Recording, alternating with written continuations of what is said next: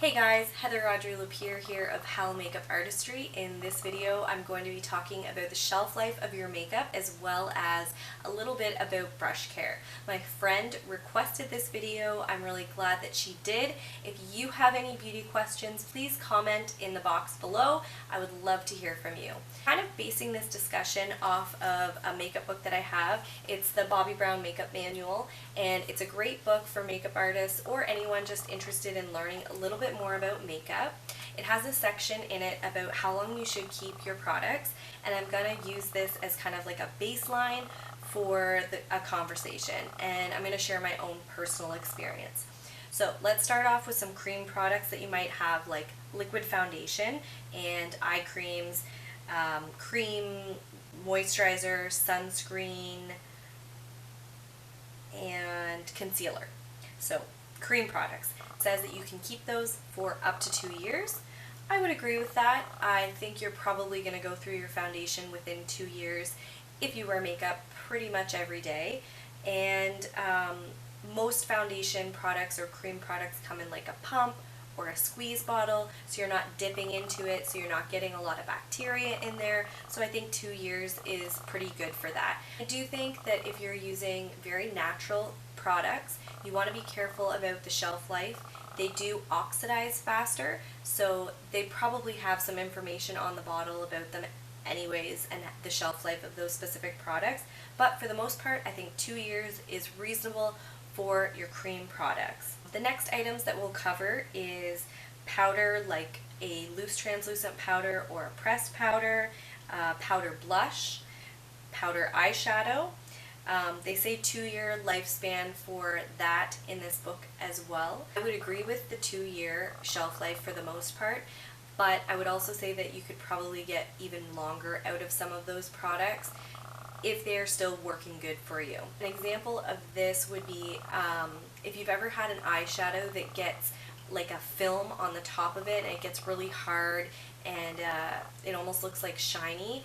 That's because some oils from your skin, if you ever use your fingers or even just continuous use from a brush touching your skin and then the oils from your skin getting in the pot, that can cause that film to be there. I would say if that happens, you should probably throw the product away, simply because you're not going to be able to get the pigment that you want from that color. I have many powder products that are older than 2 years, and I also have some loose mineral products that are older than 2 years, and they work fabulously. A lot of mineral products, you shake them out, so again, you're not getting into the container and contaminating it. And the mineral products have beautiful pigments still, and I've had them for maybe like 7 years. So I have no intention of getting rid of those. They still work great for me, and I'm not concerned about bacteria being in them. Lip liners and eyeliners, that they should have a shelf life about 12 to 18 months. I would probably agree with that. I definitely find that my lip pencils dry out pretty quickly, and once they start to do that, they don't feel good on my skin, so it's time to just get rid of those. I do have some eyeliners that are definitely older than 18 months, and I really like them and they still work great.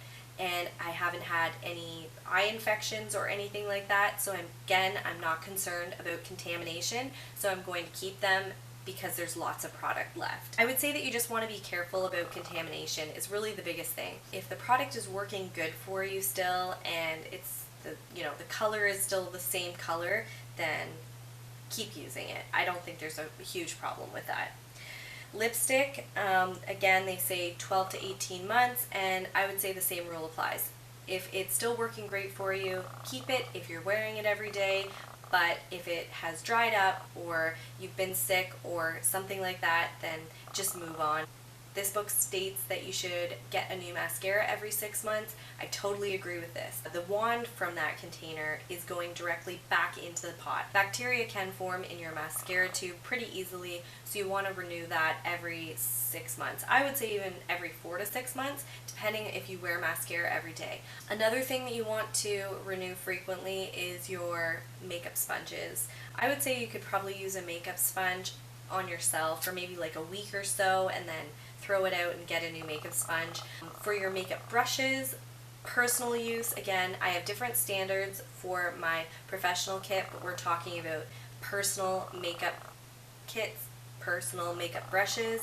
I would say you should wash your brushes about once a month and get them nice and clean. The way that I wash my brushes, I used to use pump hand soap, but I've started using bar of soap, which I like better. I find that it's easier to get a nice lather on the brush. So I normally use a natural bar of soap and something that has little to no fragrance.